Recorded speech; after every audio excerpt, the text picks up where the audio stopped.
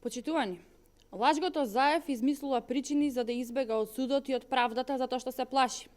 Аболицираниот криминалец Зоран Заев има зошто да се плаши. Секој што сторил криминал мора да одговара.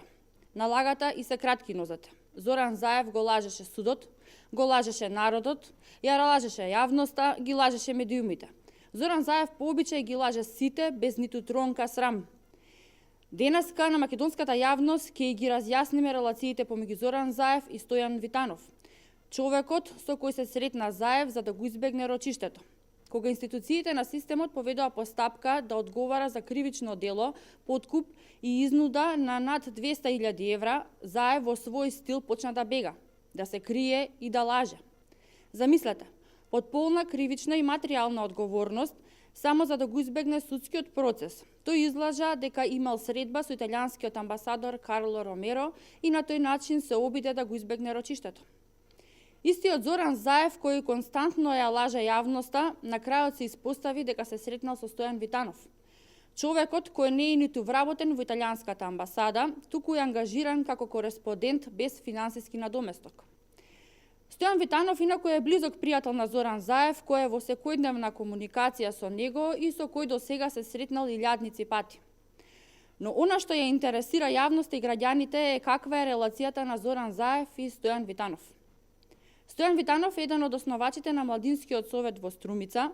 Од 14 март 2008 година е овластено лице на Младинскиот совет, а од 21 април 2011 година е управител на Младинскиот совет на општина Струмица.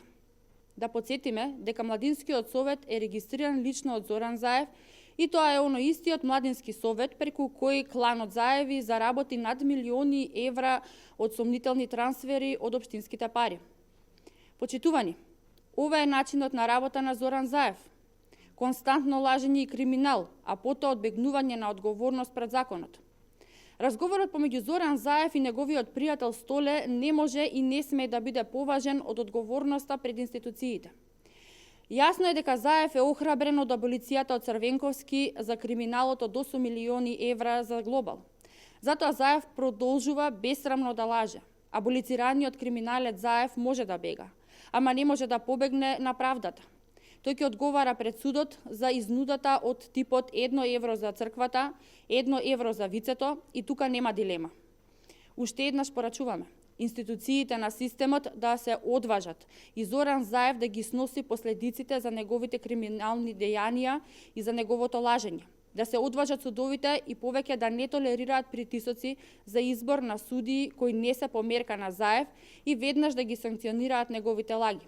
Ви благодарам.